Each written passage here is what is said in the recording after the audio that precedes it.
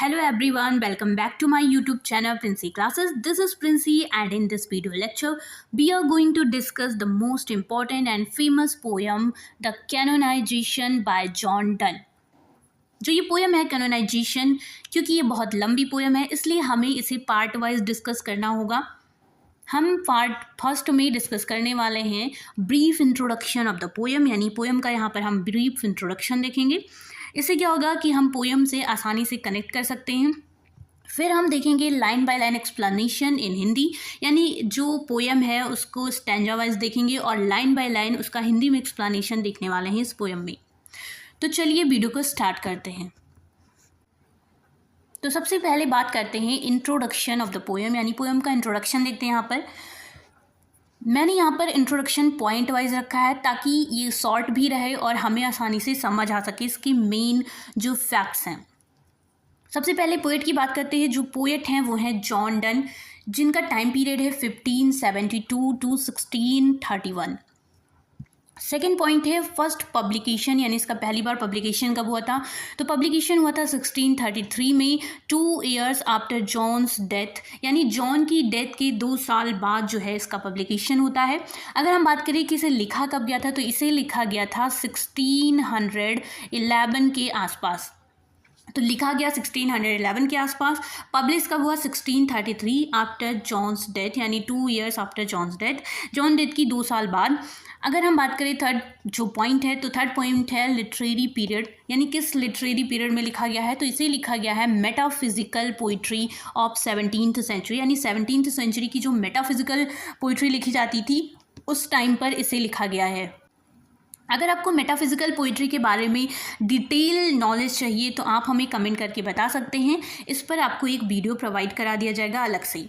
चौथा पॉइंट है the form. Form क्या है, तो इसमें 5 स्टैंजाज हैं, ईच विथ 9 लाइन्स, यानी हर स्टैंजा में 9 लाइन्स है और ऐसे करके ये 5 स्टैंजाज इसमें दिए हुए हैं। ये जो पॉइंट्स हैं ये बहुत ही इंपॉर्टेंट है एग्ज़ाम पॉइंट ऑफ व्यू से। अगर आप चाहते हैं कि एग्ज़ाम आपका क्लियर हो तो ये पॉइंट ज़रूर नोट कर लीजिएगा, क्योंकि ऐसा पूछ सकता है कि जो कैनोनाइजेशन पोएम है उसमें कितने स्टैंजाज हैं, कितनी हर स्टैंजा में कितनी लाइन्स दी हुई हैं, या फिर पूछ सकता है कि किस लिटरेरी पीरियड में इसे लिखा गया था। अगला पॉइंट है टोन क्या है इसका। तो इसका जो टोन है वो है आर्गुमेंटिव टोन। आर्गुमेंटिव टोन है, बिटी है और इंटेलेक्चुअल है। यानी आर्गुमेंटिव क्या होता है, यहाँ वाद विवाद किया जाएगा, यानी जो पोएट है वो वाद विवाद करता दिखाई देगा। उसने बिटी यानी चतुरता का यूज़ किया है। इंटेलेक्चुअल यानी बौद्धिकता के बारे में यहाँ पर डिस्कस किया गया है, यानी ये उसका टोन है। इस टोन में वो पोएम को लिख रहा है। थीम जो है, अगर थीम की बात करें तो थीम है defence of love and it's spiritual evolution, यानी जो थीम है उसमें क्या है, डिफेंस ऑफ लव है। डिफेंस ऑफ लव मतलब होता है प्रेम को बचा रहा है, एक तरीके से वो प्रेम को डिफेंस कर रहा है। और इसकी स्पिरिचुअल एवोल्यूशन के बारे में, यानी इसको अध्यात्म से जोड़कर दिखाया गया है। मेन आर्गुमेंट की बात करें तो यहाँ love causes no harm to society, यानी जो थीम जो मेन आर्गुमेंट इस पोएम में दिखाई देगा हमें, वो दिखाई देगा कि लव जो है वो कोई हार्म काज नहीं करता सोसाइटी को। एक तरीके से जो पोएम है वो अध्यात्म से जुड़ी हुई है, लव को डिफेंस करते दिखाया जा रहा है और दिखाया जा रहा है कि जो लव है वो किसी तरीके से सोसाइटी में कोई हार्म नहीं करता है। जो पर्पज़ है वो क्या है, पर्पज़ है to portrait lovers as saint of love. ये बहुत ही इंपॉर्टेंट पॉइंट है कि जो पर्पज़ है इस पोएम का वो क्या है, वो है रिप्रेजेंट करना लवर्स को सेंट्स ऑफ लव, यानी प्रेम के संतों की तरह उन्हें यहाँ पर रिप्रेजेंट किया गया है। ये पॉइंट पूछ सकता है कि जो कैनोनाइजेशन पोएम है उसमें जो पोएट ने लवर्स को रिप्रेजेंट किया है तो उनको कैसे रिप्रेजेंट किया है, तो उन्हें सेंट्स ऑफ लव की तरह रिप्रेजेंट किया गया है। फिर अगर हम 9 जो पॉइंट है उसकी बात करें कि इंपॉर्टेंट लिटरेरी डिवाइस कौन सा इन्होंने यहाँ पर यूज़ किया है, किस किस डिवाइस का यूज़ करके पोएम को लिखा गया है, तो मेटाफिजिकल कंसीट तो है ही यहाँ पर, यानी अध्यात्म से जोड़कर धार्मिक प्रेम के बारे में यहाँ पर बताया गया है। इसके साथ साथ पैराडॉक्स आपको यहाँ पर विरोधाभास दिखाई देगा। उसके साथ हाइपरबोल है, यानी अति संयुक्ति का यूज़ किया गया है। इमेजनरी है, इमेजरी है और आयरनी है। यानी कुछ यहाँ पर कल्पनाओं का यूज़ किया गया है और आयरनी भी यहाँ पर दिखाई देगा। तो ये सारे लिटरेरी डिवाइस का यूज़ करके पोएम को लिखा गया है। अगर हम बात करें सिग्निफिकेंस की, तो ये है masterpiece of metaphysical poetry blending with love with spirituality. यानी क्या है यहाँ मास्टरपीस जो है ये किसकी है, मेटाफिजिकल पोइट्री का मास्टरपीस है। और ये जो है ब्लेंडिंग है किसका, लव का स्पिरिचुअलिटी के साथ, यानी अध्यात्म को प्रेम से यहाँ ब्लेंड कर दिया गया है, जोड़ दिया गया है। तो इस तरीके से जो पोएम है उसकी मेन थीम, उसका आर्ग्यूमेंट, उसकी टोन यहाँ पर हमने समझ लिया है। अब हम जो पोएम पढ़ने वाले हैं ये इतना समझ में आ गया है कि वो पोएम लव से रिलेटेड है, जहाँ लव को एक सेंट की तरह, लवर्स को सेंट की तरह दिखाया जाएगा और जो लव है उसको कनेक्ट किया गया है, उसको ब्लेंड किया गया है अध्यात्म के साथ में। तो आई होप आपको ये पॉइंट्स जो हैं, ये इंट्रोडक्शन समझ में आया होगा। अगर आपको ये वीडियो इंफॉर्मेटिव लग रही है तो प्लीज़ इस वीडियो को सपोर्ट कीजिए, लाइक कीजिए और चैनल को सब्सक्राइब कीजिए। चलिए अब हम पोएम को स्टार्ट करते हैं लाइन बाय लाइन।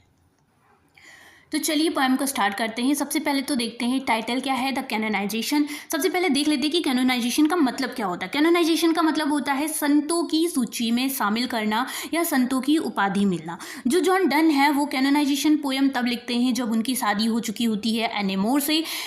ऐसा जो है इन्होंने बताया है कि जो एनीमोर हैं उनसे जो इनकी शादी हुई थी वो इनकी फैमिली की मर्जी के खिलाफ थी, या एक तरीके से वो इनके अगेंस्ट थे, जिसकी वजह से इनको सोसाइटी में बहुत ज़्यादा जो है विरोध का सामना करना पड़ता है। और उसके बाद जो जॉन डन है वो ये पोएम लिखते हैं। अब चलिए हम पोएम को लाइन बाय लाइन स्टार्ट करते हैं और समझते हैं कि आखिर जॉन डन ने इस पोएम में क्या बताने की कोशिश की है। For God sake hold your tongue and let me love.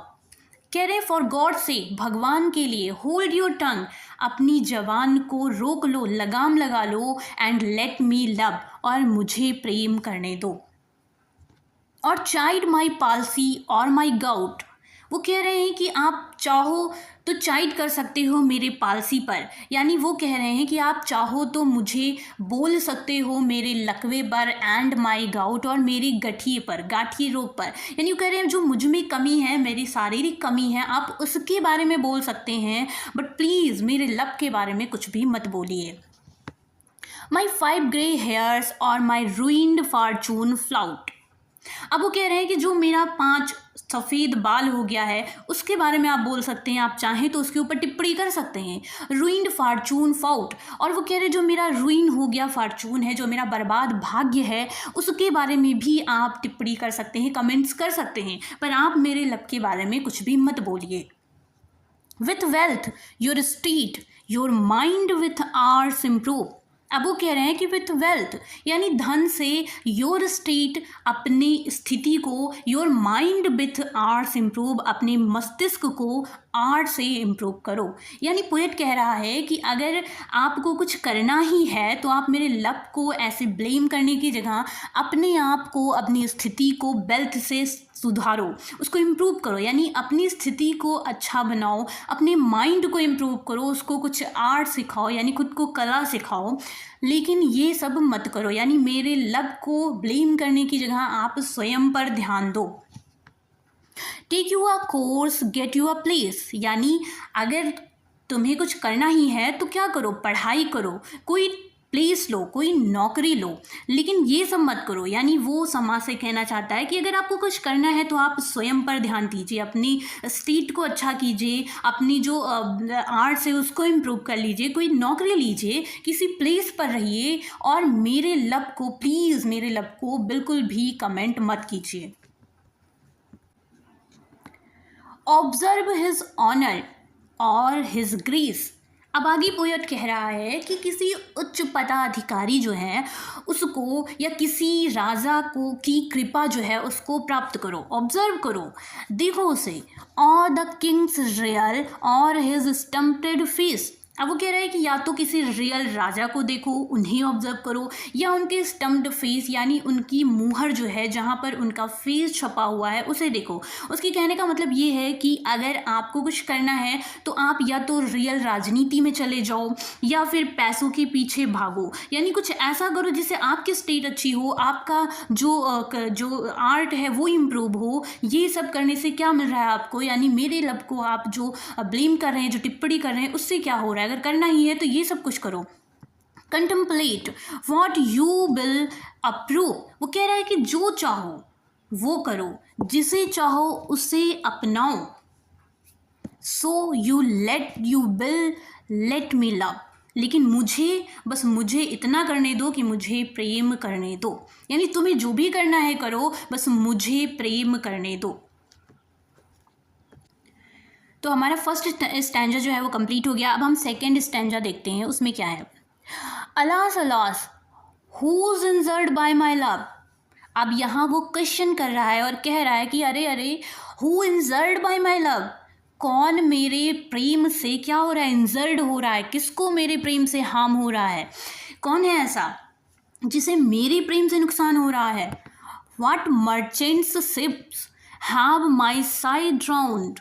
अब वो कह रहा है कि किस मर्चेंट की, कौन सा ऐसा व्यापारी है जिसका सिप जो है, जहाज जो है वो मेरी साइड से ड्राउंड हो गया, यानी मेरी आह भरने से क्या हो गया, बह गया या डूब गया। अब वो कह रहा है कि जब मैं प्रेम में आह भरता हूँ तो उससे किस मर्चेंट की, किस व्यापारी की सिप डूब जा रही है, यानी उसके प्रेम करने से किसी का व्यापार तो ठप नहीं हो रहा है। Who says my tears have overflowed his ground? कौन कहता है, Who says, कौन कहता है my tears have overflowed his ground, कि मेरे आंसुओं ने overflowed कर दिया, बहा दिया, डुबो दिया his ground, उसकी ज़मीन को। यानी ऐसा कहाँ हो रहा है कि मेरे रोने की वजह से, जब मैं प्रेम में दुखी होता हूँ, रोता हूँ, तो उसकी वजह से कोई जो ग्राउंड है वो बह जा रहा है, किसी की ज़मीन बह जा रही है। ऐसा थोड़ी ना हो रहा है मेरे प्रेम की वजह से।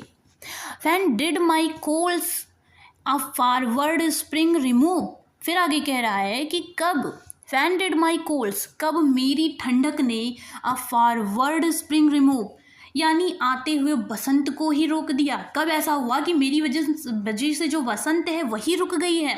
यानी पोएट कहना चाह रहा है कि ना तो मेरे वजह से, मेरे प्रेम की वजह से किसी का काम रुक जाएगा, किसी की रोजी रोटी ठप हो जाएगी, और ना ही मेरे वजह से किसी का जो ये नेचर है, इस नेचर में कोई प्रॉब्लम क्रिएट होगा। यानी उसकी वजह से ना तो किसी नेचर को प्रॉब्लम हो रही है, ना ही किसी पर्सन को प्रॉब्लम हो रही है। फिर क्यों सब लोग उसके लव है, उसके लव को क्यों सब लोग यहाँ पर ब्लेम कर रहे हैं।